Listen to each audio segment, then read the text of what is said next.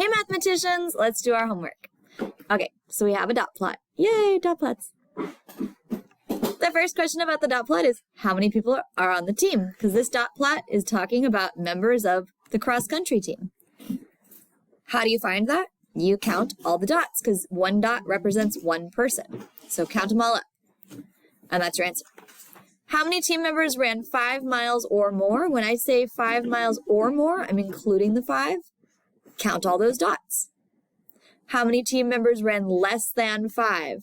So do you hear the difference? Less than 5 versus 5 or more or 5 or less.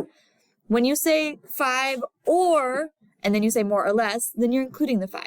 If you do not have an or in the middle, then you're not including that number. We're only looking at numbers smaller than 5. So count all of those up.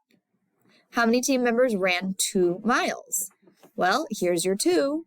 Count up how many dots that is. That's no dots, that's a 0. On the bottom, we are recording the number of brothers and sisters each student has in class.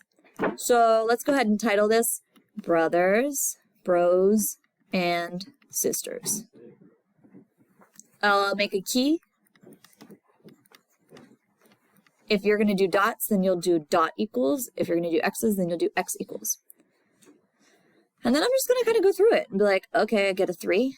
I like to cross them off as I go to make sure that I use every single number. 0, 1, 2 again. And you keep going. Always a good thing to check how many numbers are in the box and then how many x's did you put on your graph, because that needs to be the same number. When I was doing this in tutoring, I just kind of counted. I tried the strategy of, okay, count how many zeros I see in total and then put that down. And it didn't work. There's supposed to be 27 x's and I only had 25. So however you're going to count your numbers, you need to be really careful to make sure that you're not missing any or using any 2 times. And then flip them back. Minimum is the smallest number. Our minimum is 5. Not because it only has 1 dot, but just because it's the smallest number that has any number of dots. So that's a 5. Here, our minimum is 1. Yes, I see that 3 has 1 dot and 1 has 2, but I'm not counting dots. I'm just counting what number is the smallest number that somebody answered this question as. A 1. Here, my minimum is 78. It's the smallest number. Do not assume it's always going to be the smallest number on the number line, because here, 0 is the smallest number on the number line, but there are no x's above 0. 1 is smaller, but there are no x's. Your minimum here is 2 because it's the smallest number that has data on it. I don't care how much data. It could be the mode and the minimum, but the smallest number that, speaking of mode and minimum, look here. 0 is the mode, the most common answer, because 5 people chose 0. It's the most common answer, and it's the smallest answer.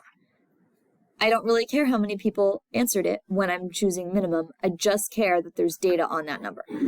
Maximum, same idea. What's the biggest number that has data on it? 7 does not have data, but 6 does, so that's your maximum. 20 is the biggest number that has data. Last but not least, range and spread are the same thing. You get it by subtracting maximum minus minimum and finding an answer. That's your spread. Maximum minus minimum. That's your answer.